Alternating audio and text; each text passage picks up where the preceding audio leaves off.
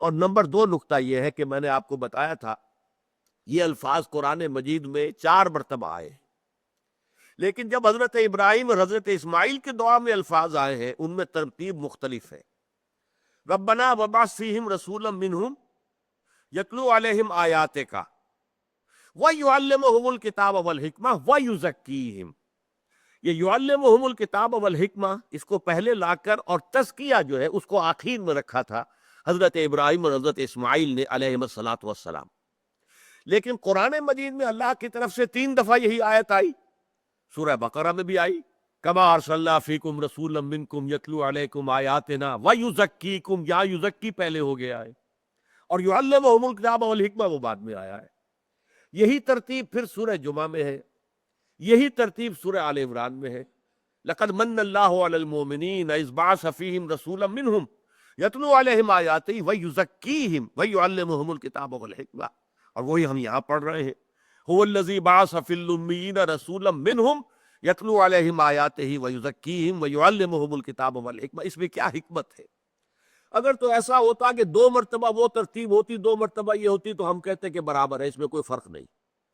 جب یہ ہے کہ 1 مرتبہ وہ آئی ہے اور وہ انسانوں کی طرف سے ہے، چاہے حضرت ابراہیم بہت بڑا اونچا مقام ہے تو انسان، اور حضرت اسماعیل ان کے صاحبزادے ہیں لیکن ہے تو انسان، انہوں نے اپنے حیثیت سے سوچ کر تزکیہ کو بلند ترین مقام قرار دیا، لیکن اللہ تعالیٰ نے اس کے اندر تصحیح کا لفظ تو درست نہیں ہے، اس لیے کہ ظاہر بات ہے کہ دونوں رسولوں کی بات بھی غلط تو نہیں تھی، لیکن امپروو کیا ہے، اس کو بہتر کر دیا ہے۔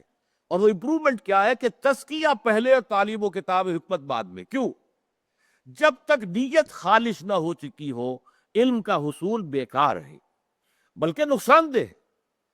اپنے دل کے اندر تو اپنا تکبر ہے، اپنی ہستی کو پروجیکٹ کرنا مقصود ہے، لوگوں پر روب گانٹنا مقصود ہے، اپنے علم کی دھاک بٹھانا مقصود ہے، اپنی خطابت کا سکہ جمانا مقصود ہے۔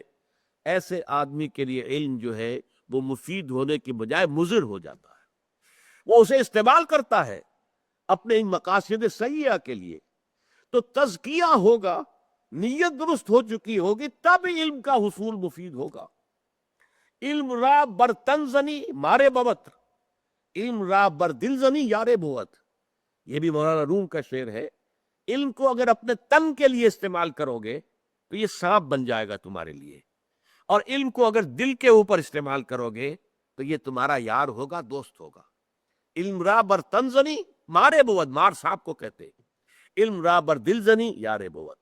تو تزکیہ کو اللہ تعالیٰ نے ان تینوں مقامات پر مقدم کر کے ہمیں یہ رہنمائی دی ہے کہ تعلیم کتاب و حکمت، اور میں یہاں لفظ بدل رہا ہوں، تعلم کتاب و حکمت، سیکھنا، کتاب اور حکمت کا سیکھنا مفید تبھی ہوتا ہے جبکہ نیت کی اصلاح ہو چکی ہو، تزکیہ ہو چکا ہو، ورنہ بصورت دیگر انسان علم کو بھی دنیا داری کے لیے استعمال کرتا ہے۔